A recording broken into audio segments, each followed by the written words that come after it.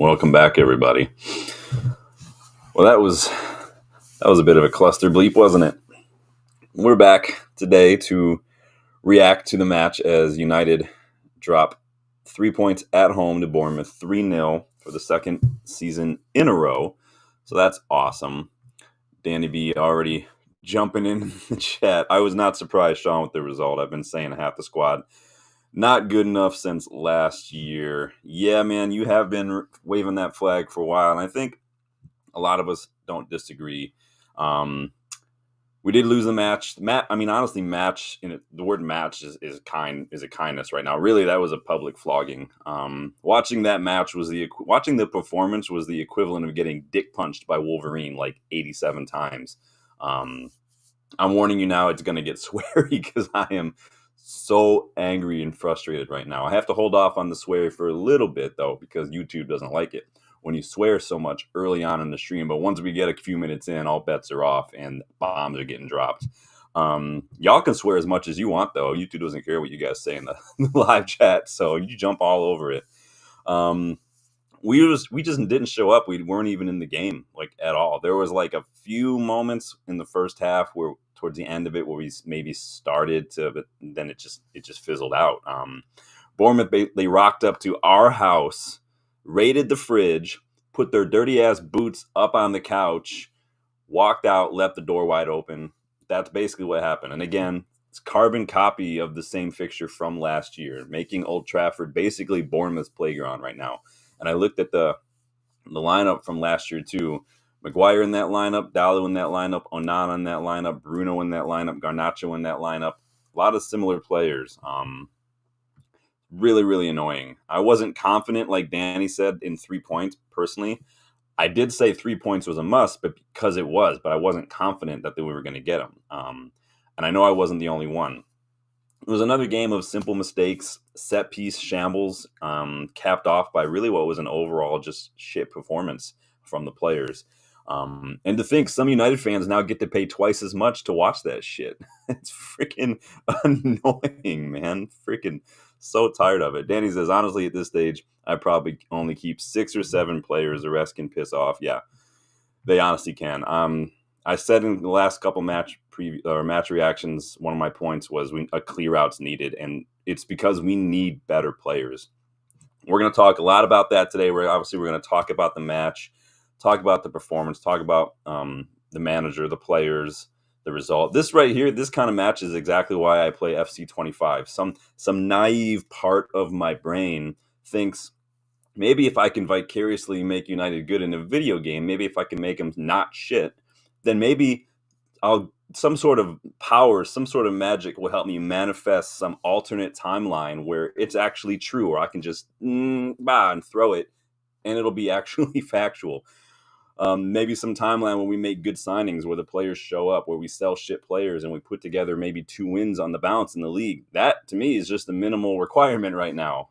This is why, right? This is why we play video games. Danny says, I didn't fully watch because my stream was freezing constantly. Uh-oh. Yeah, I think it was on Peacock today, so I threw it on Peacock.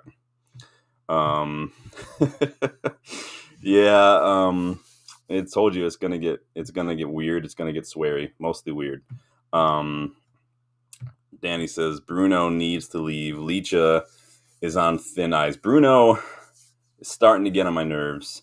Licha starting to get on my nerves a little bit. And we're gonna talk about Licha. Honestly, just a little preview right now. I don't think it's that. It's not that Licha's bad. It's that he's not as good as maybe we all thought he was going to be, if that makes sense. So we'll leave it there for now. We're going to jump back in. Danny's just having a fire sale. Zerk, he can piss off too. Danny says, whoever gives Slab a new contract should be jailed. I was surprised Maguire started again, to be honest. I didn't think he had 2 starts in him, and today he looked a little tired. He just looked like he was just getting run ragged. Just a little slow to everything. He's given away a lot of fouls. Quite honestly, I mean, I'm not okay. I'm going to preface this. I'm not blaming the ref for anything. I'm not an Arsenal fan. I did think, however, that Craig Pawson, I think a lot of the 50-50s were going Bournemouth's way, and I was not happy on at least 2 occasions I can think of off the top of my head where we got a foul and we didn't get the play advantage even though we had the ball and we were in open positions. He called it back, and you can see the players getting frustrated. It's shit like that I'm like, dude, what are you doing? You can give the yellow after. Why are we stopping play? Like, shit like that was getting on my nerves with Pawson today. Box, big up, my friend. How are you doing? Good to see you. Says, I think Manu has regressed as much as Garnier. We're going to talk a little bit about the players. I have some thoughts on Manu as well. And again, to preface that, it's just, this is what you're going to get from young players. Manu has been playing. He played too much last year. Same with Garnacho. And what have I always said about young players? The only consistent thing about them is inconsistency. And this is what we're getting. Manu had a really good season last year. He got a little bit of an injury this year. He's come back, new manager, new system, and he's struggling a little bit. That's what you're going to get from young players. Is it Mian or Mayan Turner? Welcome to the channel. It's good to see you. Leach looks complacent after every match we lose. No wonder these players never improve.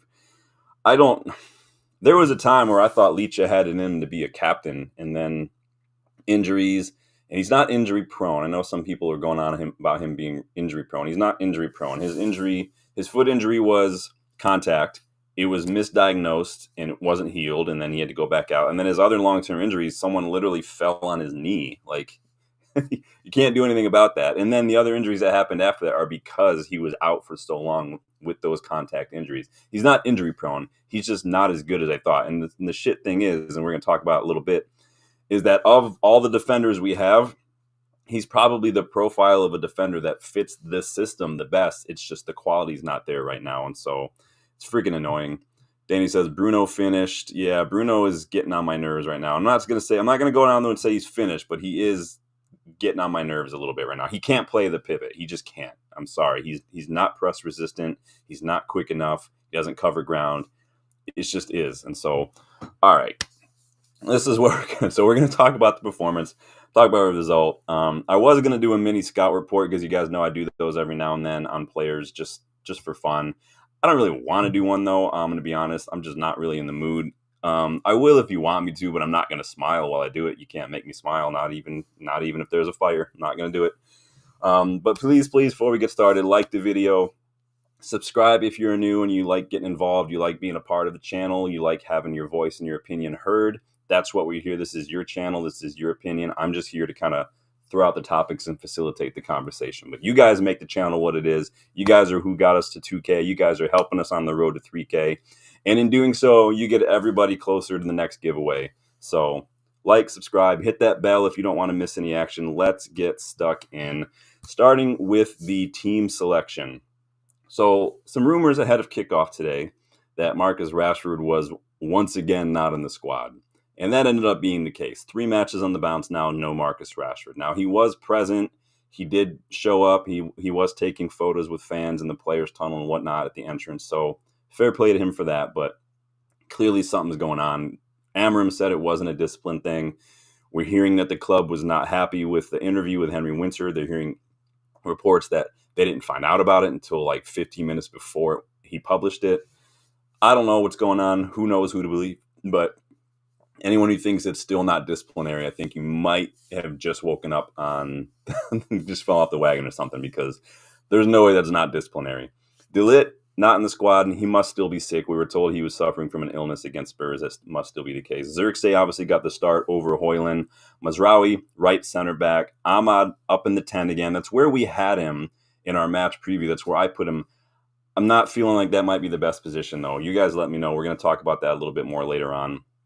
Dalot moved to his more favored position at right wing back, switched over at halftime once Malacia was taken off. Collier is back in the squad. He was on the bench. Obviously, he did not get more minutes, but Box just wants everyone's having a fire sale today. It's BOGO out here. It's like you guys remember Mr. Allen commercials with 29 to 2 for 50. That's basically how we're going to get rid of these players right now. Danny V, I'd give 6-7 one more year, Box. I mean, maybe. Box says, yeah, but even then it feels like whoever we bring in ultimately fails, rinse and repeat. It is the pattern. I keep telling myself, Box, that maybe new regime, new owners, new structure, maybe we've disrupted that pattern. Maybe we finally got off the roundabout. You ever go on a roundabout? You can tell who's never been on one before because they go around a couple times because they're like, what do I do? And you're like, motherfucker, get off the roundabout. It's basically what it's been like with some of these managers. But Bach says Mazraoui, Fernandez, Dallo need a break. They haven't really been rotated. I think we're going to talk a little bit about Maz. We're going to talk about these guys as well. Danny says, always said he's better at right wing back. Ahmed, yeah. It was worth, I think what made me want him a little higher up the pitch is because he's so good in and around the box. I just think that he's played there twice now. He hasn't looked great, whether that's because of who fills in on the wing back, maybe, or whether that's because who's around him. Is it because he started with Xerxes up there instead of someone like Højlund? I know there's a lot of factors that go into it, so it's hard to know off the top of your head. It's hard when there's a lot of moving parts. Change any one of those little factors, and it could be different. We never know, but we'll see. What I did say in the match preview, though, if you guys remember, is what we needed to move the ball quickly, and we needed to match Bournemouth's energy and their physicality. We didn't do any of those things. We weren't moving the ball quick. We were outpaced, outfought, outworked. We were just outplayed on the day, plain and simple. And quite frankly, like I said in the match preview, it doesn't take much for a side to rock up at Old Trafford and look better than us right now. You literally just need a little bit of energy, a little bit of fight, and you'll probably manage to take points off us because that's just where we are right now. On the match total, we're going to do a quick little overview of the match. So you could see, Bournemouth set up really well. They put that front four like Liverpool did, like Spurs did. They closed off those options from Onana. They pressed the triggers when the ball went to the wide center backs. They were triggered to go press that. They were really making it hard for us to play out and forcing Onana to play long balls, which his long ball distribution has been garbage this year. And so really they did a very good job. Fair play to Bournemouth there. On Mazraoui at right center back, I don't know if he's tired or what. I've said a couple times now that for the couple matches that he really does need to take a break, but it doesn't help. And Amorim pointed this out in the last match too, that he keeps trying to, he gets the ball in and around his own box and he tries to dribble across his own box under pressure, and it causes problems. I don't know if he's just not reading the situation, if he's really confident in his ability to get through that. It's kind of like what we criticize Rashford for on the opposite end of the pitch sometimes. Like, you can't do it. It's causing problems. These players, it's like they focus so much on the slow build out in those situations. They need to just, like, if it's not on, it's not on. Just clear it and we'll try again. But trying to do that is really causing us problems. We're losing the ball. And I've said in the preview, Bournemouth are among the top in the league when it comes to winning those high presses, to creating goal-scoring opportunities from those high presses. And we just played into their hands. And this is why I get frustrated, because I'm like, I literally spent 5 minutes on Google finding that statistic from Bournemouth. Where are the coaching staff getting their information from? Where is the opposition analysis? Why isn't anybody preparing for that? It's really annoying. We're going to talk about playing out from the back because I'm not happy about this. But it is the second game in a row now that Maz has causes problems at. Not only that, but Bournemouth are so quick to get numbers back that when we did have the ball, especially in those transitions, it just left us isolated again, similar to like Spurs and like City and whatnot. We're trying to pick out one red shirt among 3 white ones today. And people will say, well, Højlund's not doing anything. If you go watch the match, it's literally Højlund and 3 Bournemouth players, and there's no one else around him. I don't know what he's supposed to do. The best chance in the first half came from Ahmad getting in. Bruno just completely misses the target from 12 yards out. Again, Bruno's finishing has been absolute dog shit. We've created that similar chance now a couple times. Remember, Christian Eriksen got on that in Spurs, and the finishing's just not there. We did get a little better late in the first half. We did get some sustained pressure. We did create some chances, but the finishing just wasn't there once again. Bruno in particular was very poor. Let me jump in before I give my thoughts and see what you guys are saying. I want to catch up with everybody. Bach says he trusts Amorim. Yeah, I've seen, honestly, like, it's so weird to me, but I've honest to God seen some people online who are already Amorim out. That's really weird to me. The stats don't make for good reading, but it's still really weird. Bach says, I can see Iraola getting a big job down the line. I've had this, honest to God, Box, I just deleted it before I went live. The last line in my notes today was, and I'm literal verbatim, the last line was, I'm calling it now, Antonio Iraola to Man City in the summer. the guy is a very good manager. He's got Bournemouth playing very good football.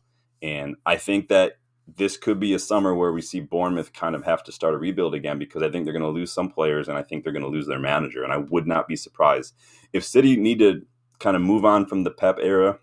He might be the best option right now, but you might be onto something. Danny says, Maz burnt out, seen it before the Spurs game. Yeah, I think there are a couple players who are burnt out. We don't have the options right now. I think it just is what it is. You might have said maybe we could have started Evans today instead of Maguire. I don't know. It's ifs and babies now. Danny says, Box using my top 3 after Amorim Nagelsmann. He was at Real Betis. Is that where he was? Somebody remind me. Dark Row, good to see you, my friend. Welcome back. How are things going? How's everybody's weekend going? Hopefully this didn't ruin it. Hopefully maybe everyone's off the next couple days, because we do have the holiday coming up. So Merry Christmas to us to watch that. Bach says, I don't know how we want to burden the young players too much, but I'd like to see a few integrated given the odd start or sub appearance, give fresh energy, tempo. I might have put Collier on today. Personally, I think I read something from the academy the other day that when it comes to like the types of player he is, the ground he's covering, and we've seen it, when he's played, he's very good at kind of mopping up and sweeping up and protecting. I know he was out for a little while. Maybe he could come in. I don't know. Danny says, everything from Bruno being poor and inconsistent, nearly a year now, tried to back him. Yeah, the contract is what kills it. I said yesterday, if there was any point in all that we were going to think about selling Bruno, we should not have given him a new contract. The problem is that all happened during a transition period, and so there's not much that happened. And now we're similar to Rashford. We kind of shot ourselves in the foot. Not saying we shot ourselves in the foot because we kept him. I'm saying we shot ourselves in the foot if there was a time where we thought about maybe selling him, because now you're not going to get much money for him unless he goes to the Saudi league. That's just the way it is. Yeah, it says, Lep's a solid coach. Danny agrees about Iraola 100% to City. I remember there was a time where Roberto De Zerbi was being hyped up to go to City, and then his tactics got found out. I think Iraola has a lot of what you need. His team get back in defense quickly. They know how to press. They know how to, when to press, when the triggers are. They're really good at winning the ball. Like, he's a good manager. Darko, do what you want, Amorim, but just take a leaf of double pivot from Ruben Nistelrooy, Ugarte, Casemiro against every team. Yeah, Casemiro's not playing in a while, huh? That's interesting. I would have thought for sure maybe he'd be getting a start against Spurs. If not against Spurs, then when, right? Maybe against Wolves. Maybe he's saving him for Europa League. I don't know. It seems like he plays in the Europa League matches. Box says, yep, I'd still offload a number of players before Bruno, but as of now, if he goes, he goes. I don't think Bruno is going anywhere, unfortunately, unless the club just says we're taking a loss. Literally, I know there were Saudi clubs that were interested. That's literally the only option for him now. He's older. His wages are high. He's just signed a new contract. It is what it is. Danny says, we can't accommodate this shit squad. Need expose and play his game, Darko, Danny, he can play his formation of basically 5 defenders plus 2 pivot in Ugarte and Casemiro. The 2 defending wingers support the attack of 3. The problem, though, Darko, is that in the last 2 games, the 2 wingbacks haven't been supportive enough. They've been too deep, and that's leaving us isolated up at the front. At Spurs, you could clearly see a back line of 5, and it was freaking annoying. All right, let me start with my first thought. I was going to read the presser, but the presser was super boring and it was kind of vanilla. There wasn't really much to it. So if you guys want to read it, you can go on United's website. I just every time I read them, they're just not interesting. So let me share my thoughts. Get your thoughts in. Don't forget to like the video. Don't forget to subscribe. Number 1 for me, Amorim sloppy Reds. Based on the performance alone, can you say that we deserved anything from this match? Can you say that we deserved even a single point from this match? Because I don't think so at all. I think that it just wasn't good enough from anybody. I can't even think of a single player that I thought had a good match personally. Poor passing, both under pressure and not under pressure. We made a lot of balls that just went straight out of play for no reason. How many times have I said it? All you have to do is just out physical this United side, and you're going to get a result. It was just sloppy passing, sloppy on the ball. We struggled to pick a pass, hold on to the ball. under pressure, not under pressure, especially Maguire. Manu, I thought, was really poor on the ball today. Maguire can't play in a system that plays out from the back, especially when you play against a high press. He just doesn't have it in him. And it was exposed today. Malacia, I thought, was rusty. Now, I know I picked him in my starting 11. I didn't really see any of their options. It was a toss-up between him and Antony. His passing was poor. His first touch was poor. He was hesitant to play a forward pass. He was making unnecessary fouls. He just sloppy. Like, I have no other word for it. It's sloppy.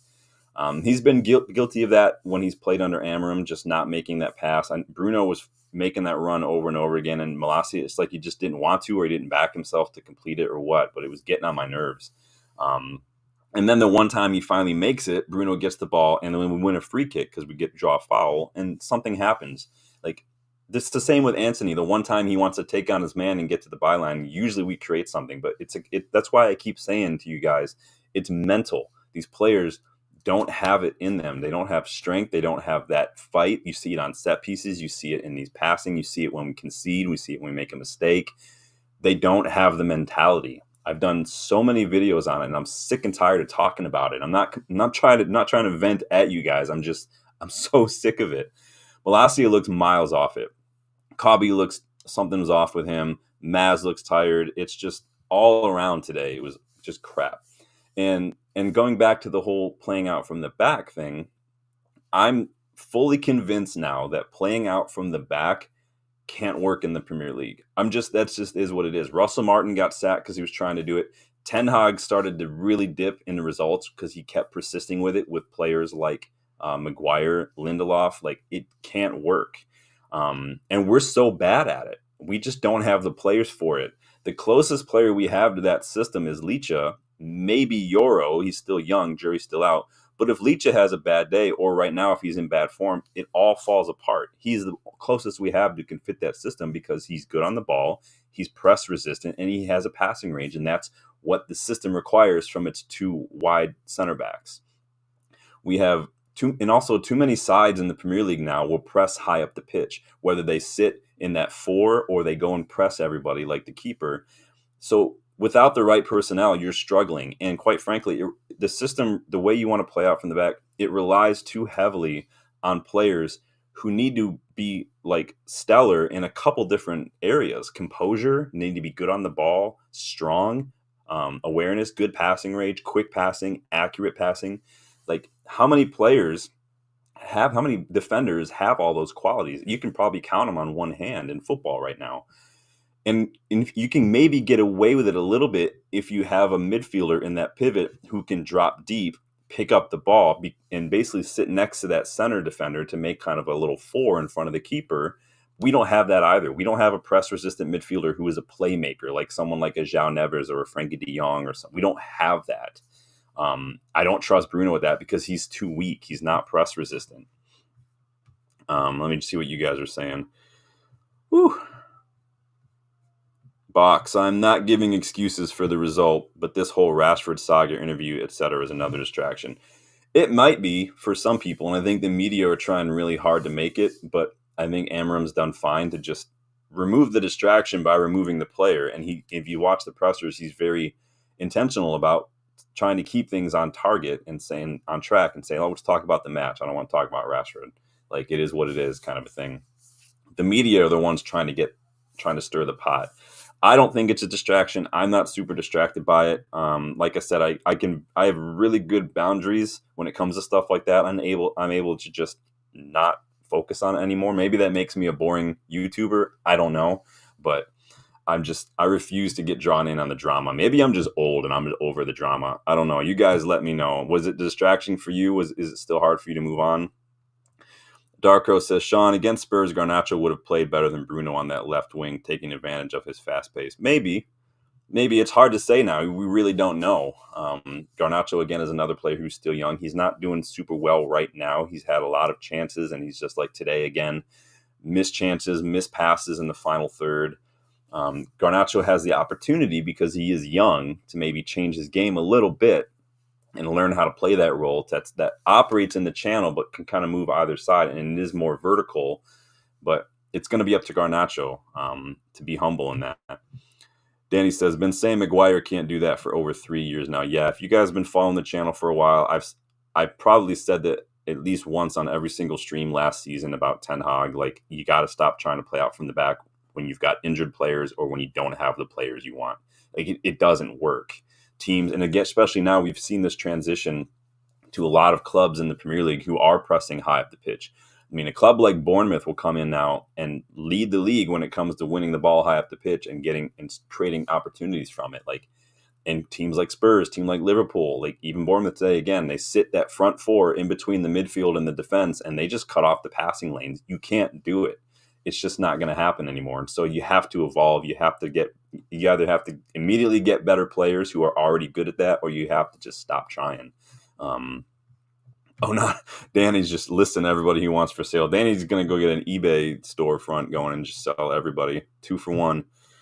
Darko, why are we disappointed when we already know our players are mediocre and that's the best we can get from them? True, all are sick and tired on repeating how average our players are. I'm not even talking about quality right now. I'm talking about mentality. Like, mentality, you can't make Maguire better on the ball. You can't make Antony stronger. You can't make, like, Mainu taller. You can't do that. But what you can do is start working with them on the mentality. Amorim talked a lot about that today in terms of conceding and suffering and being a little nervous, being a little fragile, not being able to bounce back. He's describing resilience, which is what I've described on several videos on this channel. I did an hour-long stream on that a few months ago on how to fix the mentality. You guys can go watch that if you want. It's not going to be an overnight process, but it's got to start someplace. The players need to figure out some way to intrinsically push themselves through these situations. Still just a little sick, so I got some tea going. Box, surely playing Amos wouldn't do us anymore. Amos, I think, would probably get overpowered in this league. I can't imagine Harry Amos going up against like Adama Traore or something. He would get absolutely mullered. He's already kind of small in the academy in the U18s and the under 21 league. He's a slight guy. I'm not trying to diss him because going forward he's pretty good, but he does get overpowered even at the academy level right now. We did that watch along and whatnot. We've watched a couple of those matches. Danny says he's not ready defensively, but it couldn't get much worse. I mean, he can't be much worse than Malacia. That's for fucking sure. Rever, how are you, my friend? Good to see you again. Been a minute. Licha, like many players off form. Yeah, Licha's not having a good spell right now. Box says, get Carrick out of retirement and play him. Carrick, you see, Carrick and Rooney had a little head-to-head. Was that yesterday they played? It was Plymouth and Middlesbrough. I saw Hayden Hackney got a goal. Remember we did that scouting report on Hayden Hackney not that long ago? Danny says, maybe try out Kukonki instead of Licha if he doesn't improve. I mean, if we had gotten some more favorable draws in some of these cups, like maybe I would have wanted to do that. Or maybe if we were already qualified for the Europa League the next round by now, which quite frankly, those 3 draws to start killed us, then I would have totally, if we had like a game or 2 in the Europa League where we're already qualified, I would have been like, throw a bunch of kids out there, let them see what they can do. Because why not? We know Kinkonki's been in and around the first team for a little while. We haven't yet seen him. He hasn't even really made the bench. Collier's back on the bench, but yeah, like Buck says, he's been in training a few matchday squads. Box, Garnacho looks devoid of confidence. Garnacho, if he looks devoid of confidence, maybe it's because he looks like a kid who got in trouble and he knows he's in trouble and he's trying to keep his head down a little bit. Hopefully it doesn't bleed into the pitch performance, but he's taking the shots. He's just there's like he's kind of fluffing his lines or he's kind of pulling up a little bit. The final ball in general from everybody though has not been there, whether it's been Bruno, whether it's been Garnacho, whether it's Ahmad. Ahmad's finishing on some of these cutbacks or some of these set pieces has not been great in the last couple matches. It's really getting on my nerves as well. Danny says, hopefully he has what it takes. Rever says, quite a few players will leave again. I'm just hoping players brought in will be top class this time. Ineos have a lot to prove when it comes to recruitment still. I think a lot of their players have done well, aside from Xerxes, personally. I'm struggling to see what the point with Xerxes was. But I think a lot of the other players that we've brought in this summer under Ineos have been good. I like a lot of the players that we've been identifying, the younger players. A lot of those players are very, very good players I'm really excited for. I hope we can bring them in January, and I hope they can hit the ground running. Plus, some of the decisions that we made on players like Rashford and Garnacho being dropped and stuff. I like that. It shows a ruthlessness. It's changing things up from favoritism, I think. Goals for George says, welcome, bud. If Amorim has any sense, he should just get some academy players in to change the energy of the team. Only academy players or new signings will get patience from fans. We know these players well. You're always going to get people who this is the side of it. There are two sides of bringing in the youngsters argument, right? There's the just play the kids, it can't get worse. But then there's the other side who says you could kill their confidence if you bring them in against, and they lose or something. Those are the two sides to the argument. But again, that is down whether or not a young player's confidence is killed by a loss or something. That's down to their mentality. This is why I'm in that PFA course. I want to work with young players to help them build that resilience at an early age, so when they do get older, they already have those skills. That's the whole point of what I'm trying to do. You guys know I'm in that course. That's what I like to do. Rever does not trust Ineos yet. Hey, there's nothing wrong with that. So far, I mean, they've done some bad things. They've done some good things. I think that it's not a tit for tat. Some of the things that they've done that I don't agree with are pretty heavy, like raising ticket prices. I mean, paying £66 now instead of 33 to watch this shit show today was probably not a good call in hindsight, right? But we'll see what happens. Darkrow, no, you can't even improve them mentally. There is an issue at the club which affects the players' mentality. Maybe it's just maybe it's trickling down, and we got to start building back up again. I don't know, man.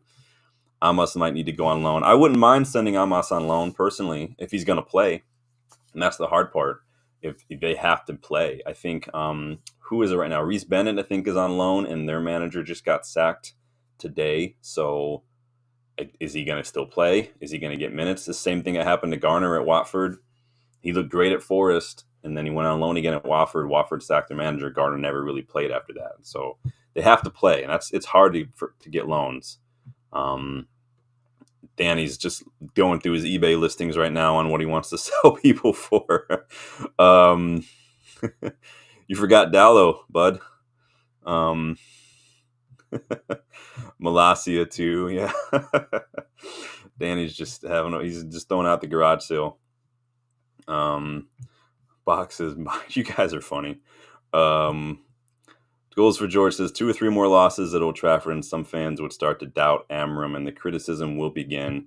United fans will only be patient with good results, but losing 3-0 at home will cause issues. Yeah, losing 3-0 at home is going to cause issues. I mean, this is not a good look. And there's a lot of reasons for it. It's hard to pinpoint because on the day it could be the players, it could be this team selection, it could be the subs, it could be a lot of things. It's hard, but I'm tired of it just not getting better. I want to at least get 2 wins on the bounce in the league. I don't think it's too much to ask for.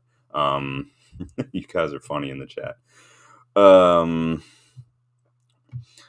says we need to go over defensive in the next 3 games to get at least 3 points and avoid defeats and conceding goals. Yeah, it's hard. I think the rotating the defense is not helping either. We said that against Spurs as well.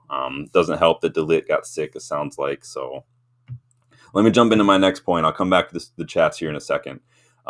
Please hit that like button if you haven't yet. Subscribe if you are new, because here is my second point. So first point, sloppy Reds. Second point, we're so poor in both boxes, both attacking and defending. Shots, final ball, our touch was shit in the opposition box today, Bournemouth box. It's been like that for a while. I saw a stat earlier. Our XG has been higher than our opponents in each of our last 5 matches, but we've just been so poor that we're not scoring enough goals. We've had more than twice as many shots, twice as many from inside the box, more on target, more big chances created. We had 45 touches in Bournemouth's box today compared to just their 15, but we had no goals to show for it. And the Amorim even said, we're not clinical enough. We're not finishing our chances. That's 2 in a row now. 2 matches in a row. We've gone 3-0 down after we've been better statistically in terms of XG and whatnot from open play.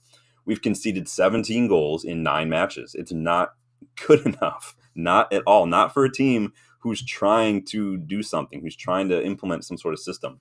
Amorim said they were more clinical than us. It already happened against Tottenham. We have to work on it. We have to work on it. Yeah, no shit, Sherlock.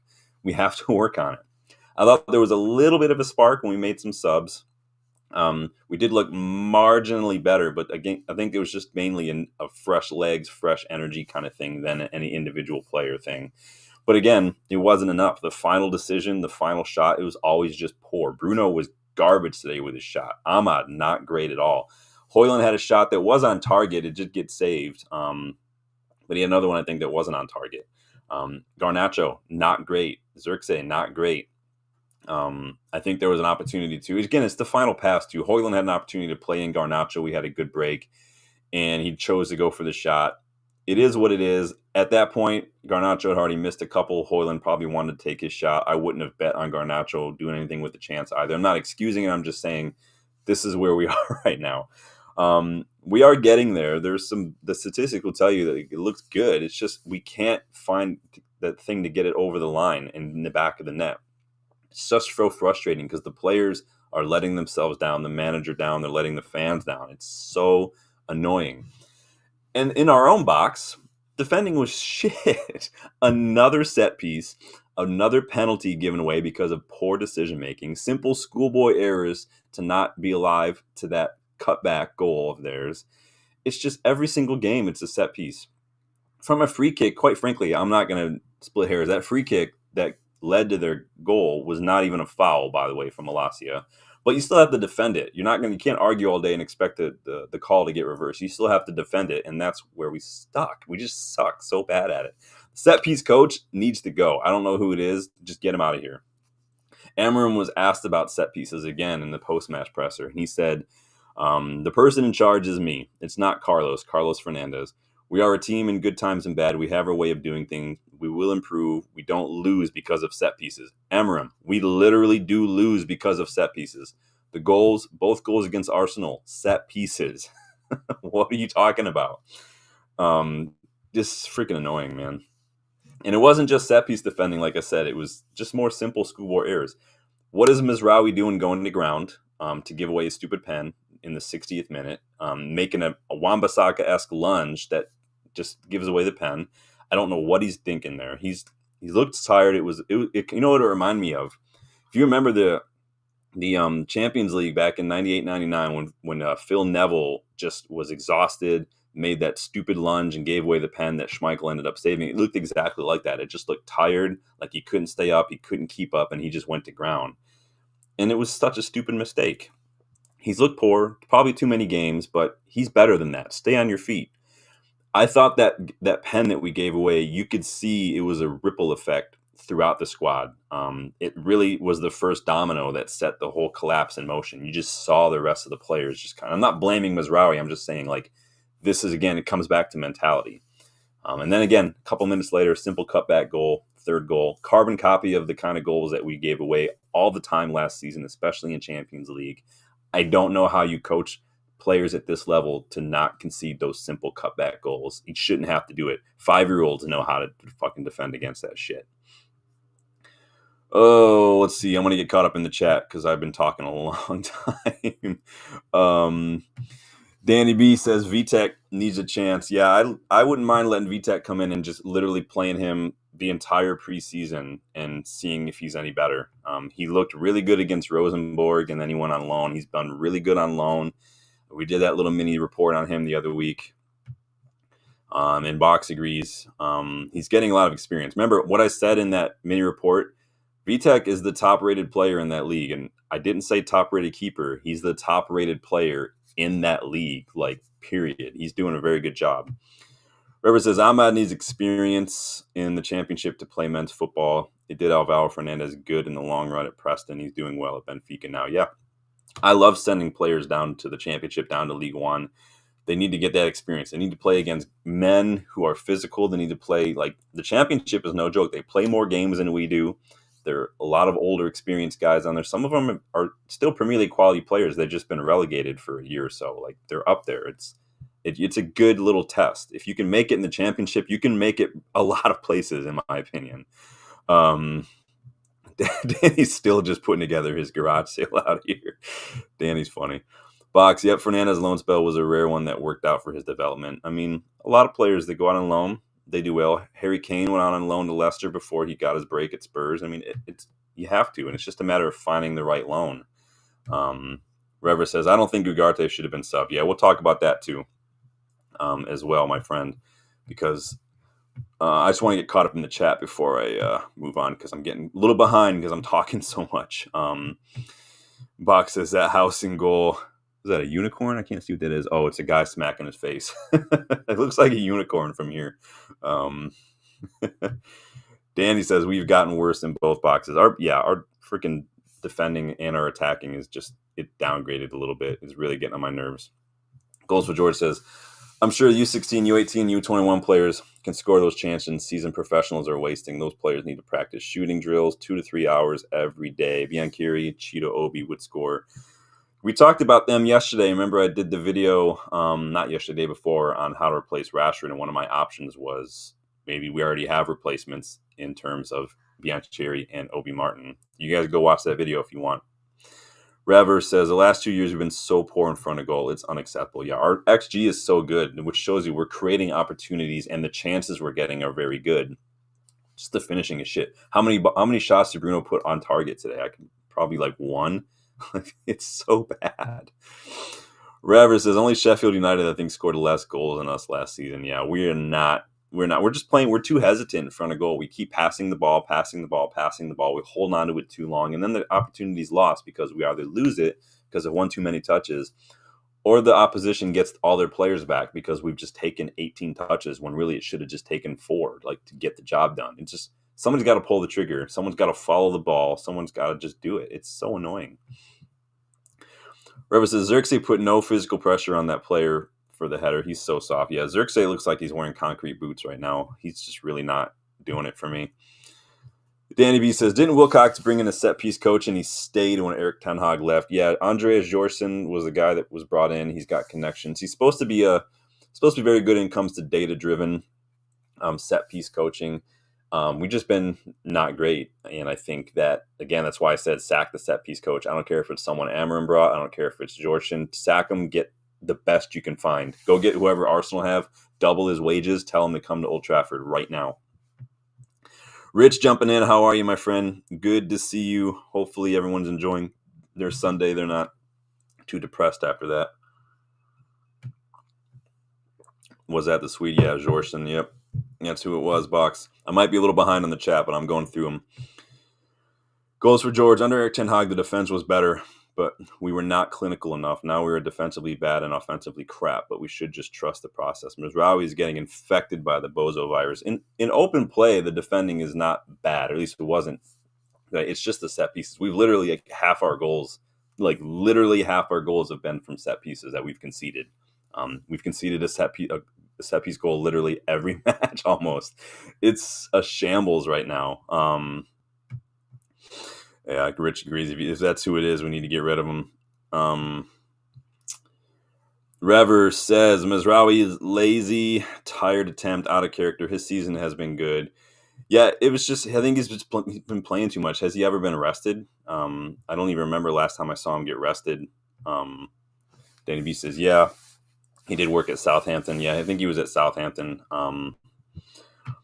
Rich, not mincing words today. Yeah, I had to keep the swearing down to a minimum to start because, YouTube doesn't like you swearing so much early on. But you guys go ahead and swear all you want. I got the swearing out of the way. Like I said, it did feel like getting dick punched by Wolverine today. That's exactly what this felt like. So Danny B says, disgraceful, Rich. Keep 5 or 6 players. Yeah, Rich, if you're just getting caught up, Danny's literally just having a garage sale right now. He's putting stickers on all the players. We're asking for prices. He's got BOGO sales going on. He's got them all in a bargain bin. And then I think if no one buys them, he's just going to leave them at the curb the next day for the trash people to come by and pick up. He's not all about these players. I'm just going to get caught up here. It looks like I'm caught up. Danny says, Xerxes Poo, finished with him too. Hey, that rhymes. Look at you go. You're a poet. You don't know it. This is the thing, and I'm here. This will bring me to my next point while I finish up with Dark Rose real quick. Yeah, Danny says, don't just sack Amorim. Yeah, you got to keep reminding ourselves, Amorim, hasn't had a preseason. He's not really getting time to train. Now, I've also been critical of how much rotation we're doing and how we're kind of experimenting. So what this does bring me a nice little segue to my third point, and that is decision time. Not about sacking Amorim or anything like that. There's a lot of decisions. There's a lot of questions that need to be answered right now, and we have to start making decisions, important decisions. Ineos have shown that they can make quick decisions when it comes to Ashworth, when it comes to Ten Hag. Amorim has shown that he can make decisions when it comes to dropping players from the squad if they're not cutting it, like Rashford and Garnacho, making subs if they need to, if it's just not working. He made subs 8 minutes into second half today because shit wasn't happening. But I think that we have a lot of decisions to make right now at this club. Stick or twist with the tactics. Do we keep experimenting week in, week out when some of these players just aren't maybe up to it, trying to get the system in place? Or do we just go with what's going to work until the end of the season and try to make it a little respectable? Which players need dropping? Which ones can you rely upon? What are their best positions? Is Bruno better deeper or better behind the striker? Is Ahmad better on the wing or as a 10? Do we strengthen in January? Do we just get the plan together for the summer and go all out in the summer with the plan? Like, these are decisions we have to make. I feel like at this point, Danny, it's quicker just to list the players that you should have stay than it is to go through and list the ones we should sell, because it's just a shit show right now. Decisions. What did you guys think of Amorim's decision to take off Ugarte and bring on Garnacho? I thought it was a big call. We've seen him make big calls. We've seen him make big calls that worked out. Dropping Rashford and Garnacho against City worked out. Dropping Ugarte, we kind of lost the midfield a little bit because Mainu wasn't cutting it. I might have taken Mainu off instead, personal. What did you make of the subs in general, the decision? Halftime, 53rd minute, took him only 8 minutes to see that the players weren't cutting it after halftime. Was this some people I've seen criticize when managers make these subs early, that means that they got it wrong? Or was it the players just weren't showing it 8 minutes into halftime? That's all it took. I can see the thought there. You take off a midfielder, you bring on an attacker. But again, I would have taken off Mainu instead of Ugarte because Mainu just wasn't doing it on the day. I thought Mainu had a very bad match, personally. Darko says this season should be Amorim's preseason. I mean, he's trying to his preseason. He's kind of treating it like one, isn't he? It's better to say who's worth keeping, easier value, on maybe even shorter list, right? Darko says how can you ever remove your number 6? I've seen some people argue that, because he was on a yellow and he was worried, but we've seen Ugarte get yellows in the past and finish the game just fine. He's smart enough to do that. I think that Mainu was the one who was causing us a little bit more problems personally. He couldn't make a pass. He couldn't hold on to the ball. He was getting swarmed. He was just not good, Mainu. And I think that of the two, I would have taken him off. And like Danny says, maybe this was Amorim's worst game from a tactical, from a team selection, from a decision-making standpoint. But again, there are decisions that he's got to make on the long term. There are decisions he's got to make in the match. Again, who's doing well? What do I do? Do I stick with this if it's not working? If I got players, and this is all part of management, but there are decisions that need to be made. We need to do something in January. We need to make decisions on these players. We need mentality monsters who don't give up when they make a mistake or concede a goal. You can see, again, how that pen that Mazraoui gave away sent a ripple effect through the squad. Everything changed after that. Ruben Amorim said after the match, we have to maintain calm when you suffer a goal. It was similar in the last match. The players need to understand the game has different moments. I don't think they're going to ever understand. There's no resilience. And just like that set piece defending I've talked about so many times, the resilience, man. I don't have anything more to say on that aspect because I haven't said already. Like, I've done videos on it. We've complained about it every single week. It's the same shit, and it's getting just frustrating as hell to have to keep rehashing it over and over and over again. But whatever the issue is, Amorim's got to figure it out because I'm getting so fucking fed up with it. We can't afford to use these matches as preseason or as training. We can't afford that right now. We're bottom half of the table going into Christmas for the first time in like 35 years almost. That's not acceptable. You need to find your best 11. You need to stick with it. No excuses. If there are players who are on the bench who aren't in the starting 11, it's because they're not good enough. It's simple as that. This is not a charity. This is football. It is what it is. They know it. They're grown men. They can handle it. Stop experimenting. Stop rotating so much. Xerxes not a 9. He's not ever going to be a 9. We signed him as a 9. I don't know why we signed him. It looked for a second like maybe he has a role to play with some of the hold-up play, but he's so hot and cold that he's hurting us more than he's helping us. We don't need to start him right now just to get him rotated in. It's not going to happen. If you say we don't have time to train, we don't have time to go through training wheels with someone like Xerxes because they're new to the league. It's not going to happen. What are you guys saying? Rich thought he was going to get sent off. We've seen Ugarte play, get a yellow card, and still play just fine. We've seen Casemiro do it. We've seen players who you look at them and the way they play, and you think they're getting sent off. They're getting a second yellow, and they don't. It's on them to shape up, to be a little smarter, to talk a little bit more, to not go in so heavy. It's on them, and if they do, then they do, and it's only on them at that point. I can't blame a manager for players making mistakes. I can blame Amorim for taking him off, though, because we lost that midfield battle when between him and Manu, he looked much better. United TV says Garnacho looks like he might be hitting a wall development-wise. Maybe. I mean, we'll see. I think the wall is all going to be mental for him in terms of just, is he going to be coachable? Is he going to be humble? Is he going to be teachable? Can he stay off social media for like a day and not just get himself into trouble? Can he not look up to players like Ronaldo as idols? Can he not do that? We don't have leaders in the dressing room that I think are adequate enough for him to look up to. And I think the leaders that I would call leaders are not the kind of people that maybe our Garnacho would vibe with, like your Harry Maguire's, like your Johnny Evans kind of guys. I think, or Mazraoui maybe. I think he's looking up to guys like Rashford, like Bruno, even like Casemiro. And I'm not saying those are bad people. I'm just saying we've seen that they don't have necessarily the strongest mentality either. Garnacho needs role models right now. Role models that are going to tell him the hard truth, not just what he wants to hear and prop him up. United TV, if it was tactical, is a poor decision to take off Ugarte. If it was tactical, I mean, yeah, it's definitely a poor decision. Not Amorim's best game, in my opinion. Darko says, Rich, we were struggling with one CDM, so without one, we were done. Danny says, swap Xerxes and Cash for Osimhen. I mean, again, though, I think we were talking about Gyökeres. You can put prime, like, whoever you want to put in there. RVP, Rooney, Cantona, Rude. I don't know that any of them are going to be getting the service right now. I don't think that they make the difference necessarily. We will see what happens in the summer. Again, Xerxes wasn't a Amorim signing. He was a Ten Hag signing, and I'm still struggling to see why we sign him. Jonathan David is free in the summer. Like you're saying, Osimhen, who knows what's going on with Osimhen right now? Does Osimhen play the style of football that we need? From what I've seen of Osimhen, he's more of a poacher than the kind that we play. And we're not getting the ball enough to do it. So maybe, I don't know. There's a lot of options. Is the striker going to be the difference maker, though? Darko says, we don't play two CDMs again, Newcastle and Liverpool, and then we concede over 3 goals. It seems like we're going to concede 3 goals no matter what, man. Teresa Correa Ferreira, welcome to the channel. Amorim's target is to increase the value of these players to sell. Ugarte will start next match and Manu won't, my theory. If Amorim is playing players just to increase their value when they're not good and they're hurting us, that's not good management if that's what's happening. That's not the way to do it. The players' agents, our recruitment staff, they're the ones who need to be getting the best deals.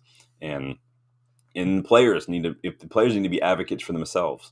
It's not Amorim's job to the detriment of the whole squad and the results and the performance to play players just to put them in the shop window. I don't agree with that at all.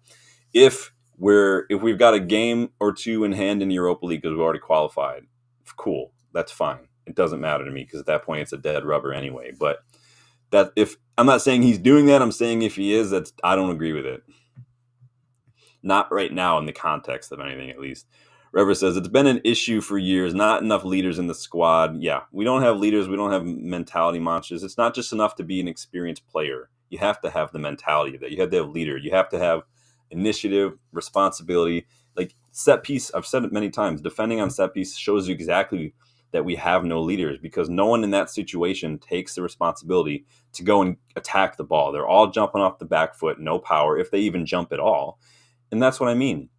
Last year against Chelsea, Cole Palmer, nothing but time and space on the edge of the box on a corner. Nobody decides to run out and close down that space until it's too late. It's those little moments that show you who the leaders are. the ones who will just do it because it needs to get done and not because it's, oh, it's not my job or someone else to do it or I don't want to do it. What if I mess it up? What if? You play the what if game, nobody wins. We have too many passengers, too many passive mentalities in the squad. Not enough. I don't care if it's not your job to go attack the ball. I don't care if you're here. If the ball is there to be attacked, go and attack it and get rid of it. Your first job in that moment, clear the danger. Worry about what happens next. Clear the danger. So sick of it. And I think the problem too is the modern generation of just kind of typecasting players as a 6 or an 8 or a 10. I feel like that mentality when we talk about players like, oh, well, he's a 10, what does that mean? Like, if you're a midfielder, you're a midfielder. Like, it doesn't just excuse you from having to put in a sort of shift off the ball or in a set piece situation, or if someone is caught out of position and you're the nearest person, you can't just be like, well, that's not my job, so I'm good. That's actively hurting your team. It's so annoying, man. Teresa says, the players unfortunately seem to become their own coaches and disregard the instructions they're given. It's clear as daylight. If they're disregarding the instructions, then they need to be dropped. That's just plain and simple. Again, I probably sound like a grumpy old man today. I feel like a grumpy old man, but if they're not listening, they need to be dropped. Simple as. And if it hurts the team because we're losing some good players, then that's on them as well. You can't let that player power take over. We've been doing a good job with Rashford and Garnacho of wresting back a little bit of that control from the player power generation. We can't afford to give a little bit back now. We have to stay strong. If it hurts the team, it hurts the team, but it's not on Ruben Amorim. It's on the players for making those decisions. The players need to be held accountable. Danny says, we need a world-class striker ready to go. We're not making top 4 next year, especially if Rasmus is injured on and off. Yeah, I like Rasmus. I think Rasmus, his numbers, his conversion rate, his movement, his attitude, I like it all. He's still very young. He's still very raw. He was never meant to be the starting striker. It is what it is. Not trying to make excuses. I'm just laying out the facts. We know all this information. We need someone a little experienced. That's why I listed Jonathan David. His numbers are excellent. Osimhen, another good option. I still worry that sometimes it's more about the system and not the striker, but I guess we won't know until we try it, right? Zirkze's not it. That's what I said in my last point. Zirkze ain't a 9. He's not going to be a 9. I don't know what he does. We might need to try and see if we can cut our losses and just move him on in the summer. I'm really fed up with Zirkze. It's nothing personal. I don't think he's that good. It just is what it is. He had a decent game against Everton. He came on the other day and did well against City in the cameo that he had. But you can't rely on him. You can't. He's not going to get you over the line that we're trying to get over. Whew. I'm going to get some tea. I'll get your thoughts in. Talking a lot for a sick guy. Darko says, does anyone agree with me that Amorim plays Bruno and Dallo because they are his countrymen? I don't think that that's the case personally. Because they were already playing a lot before he got here. Ten Hag played them pretty much every single match as well. I don't think it's a xenophobic kind of a thing, like preference. I really don't. I hope not. I don't know if that happens. Because the managers are going to get sacked if that's what they're sticking with. Danny says, agree, Teresa, they're not just able to conduct the instructions either, not good enough. Yeah, they're not good enough. We have too many players who just aren't good at football. Mentally, physically, technically, they're just not good. It's just what it is. We have too many players who don't have good footballing IQ, who can't read the game. We have too many players who have weak mentalities in very fragile moments on the pitch. They don't have composure. We have too many players who just aren't good enough. The reason Malacia doesn't play that ball to Bruno more because he doesn't trust himself because he's not that good. The reason that Dallo, I saw somebody on YouTube earlier today, I can't remember who it was, going on and be like, oh, Dallo had a good game against Spurs. He's putting in crosses. Okay, go and look how many of those crosses were actually accurate. Yeah, he was whipping them in, but they weren't going anywhere. I don't care if he's whipping in crosses left and right. Dallo's final ball has not improved since we signed him, and that's just the facts. It just is what it is. Go back and watch every match he's played in and tell me that I'm wrong. Darko says, Sean, isn't there any difference between number 2 and number 3 or 7 and 11? I mean, yes, those are different numbers. That is the way I'm not sure what you're asking there. Teresa says, Amorim did say he believed in them until they prove him wrong. They're doing that. This is where I get a little critical too, because we've been watching these players do this for years. It shouldn't take that long for Amorim to come in and see who's doing this. Honestly, he should have done a little research ahead of time too. All you had to do was watch a couple matches of United in the last couple of years to tell you, like, no, when I come in, no, fuck that guy. He's done. I'm done with him. Like, it shouldn't take this long. And if it's taken you this long as a manager, as a coaching staff, to see, like, to figure it out, that's a problem. It shouldn't take this long. It really shouldn't. It should have taken one match of Xerxes to see, oh, I don't know about this dude. I really don't. Danny, not a Jonathan David fan. I like his numbers and I like his age. I think that the fact that he's going to be free as well, and he's better than Xerxes, so he's ticking a lot of boxes for me right now. Danny's waiting for the day Amorim drops Bruno. Bruno, again, maybe one of those players now. Maybe you do reach a bit of a turning point as a footballer when you reach a certain age where you do need to start maybe resting. As much as Bruno plays, as much as he can play, he might need to accept the fact that he might need to rest. I'm not a professional. So my boy Justin, who's been on the channel, he and I used to do drop-in every single week. I would go for hours. I turned 30, and I shit you not, that was the moment I started picking up little injuries when I turned 30. Pulled my groin like immediately, like weeks after I turned 30. Couldn't play for a couple weeks. IT band issue in my left leg, your standing leg, all that kind of shit. You guys know I rolled my ankle in the spring, sprained a ligament, tore a ligament in my ankle playing, rolled my ankle pretty bad. Shit like that.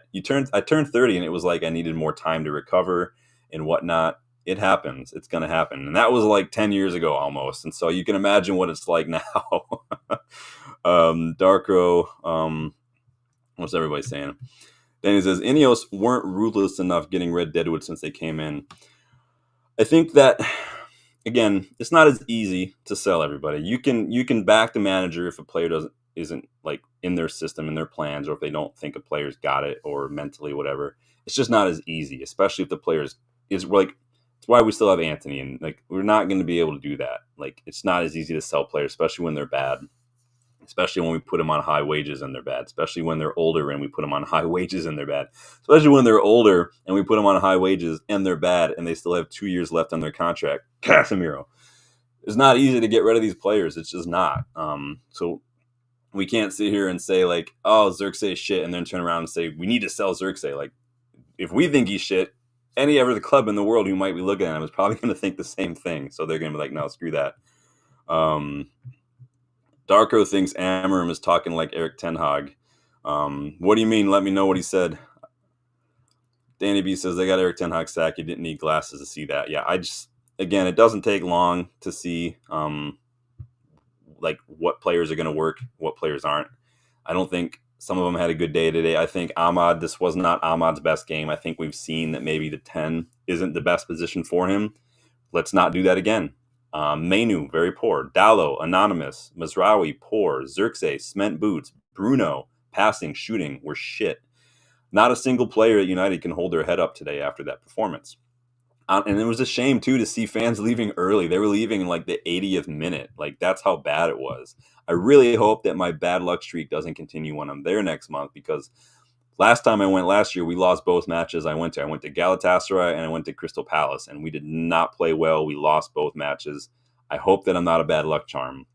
But it was a disgraceful performance today. No work rate, no focus, no physicality. Literally every team we play outworks us on and off the ball, and it doesn't take a whole lot. And it's a fucking shame that that's the case right now. It's all mental.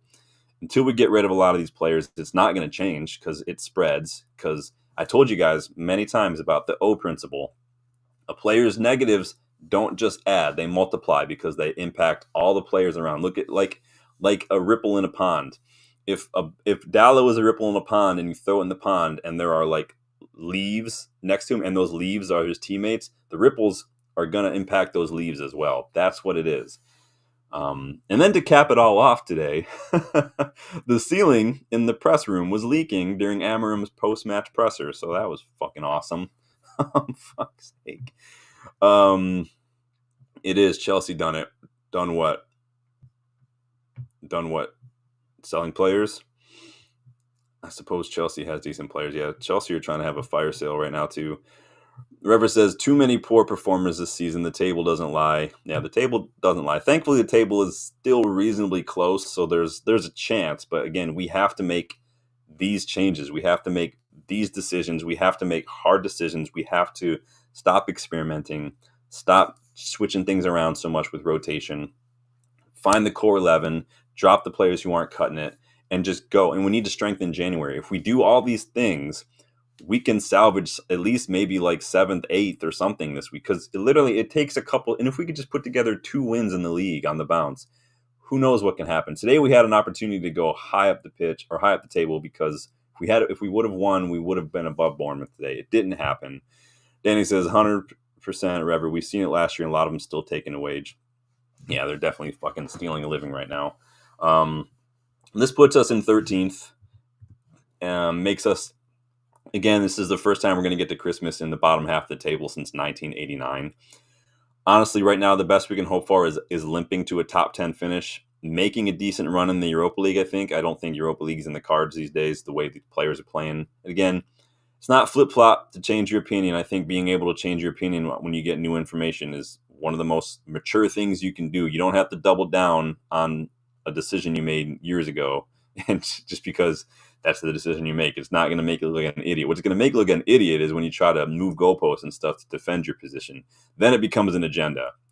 I don't think we're going to do Europa League, because I don't think we've been playing better than the other teams that are in the Europa League, but we'll see. You never know. Things can change. I think we need to get our transfer business in January. If we do anything in the summer, we need to get it spot on. And I don't just mean buying players, I mean getting rid of players. And it's about getting rid of the mentalities that aren't United level. It's not just about quality, it's about mentality. We have a lot of players who are not United mentality. And if we want to get back to where we need to be as Manchester United, that's where we need to focus. We need leaders, we need mentality monsters, we need fighters, we need selfless players. People who are going to hold each other to a higher standard and push each other and challenge each other and make each other accountable for their actions on and off the pitch. The reason Rashford is getting away with all this bullshit and Garnacho is getting away with all this bullshit is because there's no leaders pulling them up on it. We lost the leaders. Matic was probably one of the last real leaders. Maguire's there. Evans is there. They're probably going to be gone in the summer, so no one's really going to care that much. Like, they wouldn't get away with it with guys like Keane. Can you imagine Rashford and Garnacho doing some of this shit with Keno in that dressing room? He'd break his foot off in their ass. He would literally shove his football boots so far up their ass, they'd be tying the laces with their fucking teeth. Keno would not stand for it. Nobody else needs to stand for it. Hopefully Amorim doesn't stand for it. We have Wolves on Thursday, Boxing Day. Honestly, if I had to decide right now, I wouldn't even do a preview of that, because I'm so freaking annoyed right now. I'm so frustrated. I'm done with these players. To end on a positive note, though, if you guys go check out my Twitter, I did repost it. There is a short video going around today of our new signing, Diego Leon. So he's back in his hometown after their season ended, being celebrated and being congratulated by friends and family on his move to Manchester United this summer. Remember, he's only 17. He can't come until the summer when he's 18. But fun little video of everyone just hugging on him, loving him, balloons, fireworks, all that stuff. Just really congratulating and rallying behind the kid. Hopefully he could come in. Honestly, I wish that there was a way we could pull the city, fluff the numbers, get him in now, get him in the starting 11. Just bring him. Just FA, take pity on us, please. Just let him come and let him do something. Just come on. We're playing handicapped here right now with the shit we have in this freaking squad. Danny says, Maguire not a leader, I don't think. I think on the pitch, not necessarily. I think that maybe in that dressing room, I think that it's not.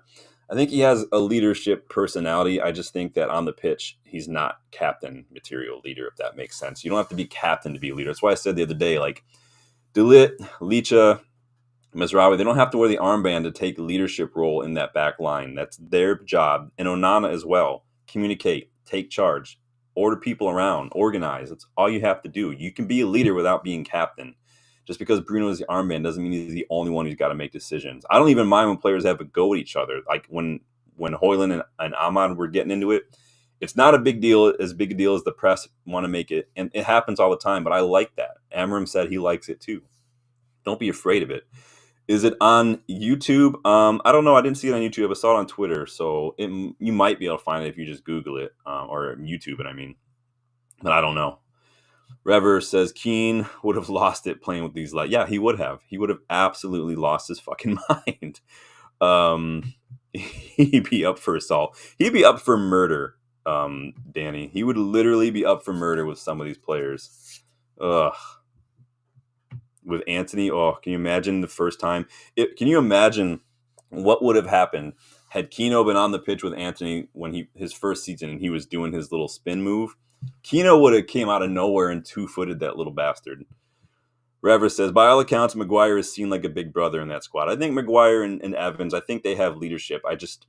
They're outnumbered by the weak mentalities. It's a numbers game at that point, right? Rever says Keane would have gotten done with assault. Yeah, he would have murdered. He would be stabbing people with a hard ass stale piece of soda bread or something. True. Oh, you guys get your thoughts in. I've been talking a lot. My throat is killing me. It is dry in here. It is cold here. My dogs hate it because it's so cold. It's not really easy to walk around right now. I'm going to go hang out, enjoy the rest of my afternoon. Got some work to do, but I'm going to chill for a little bit first.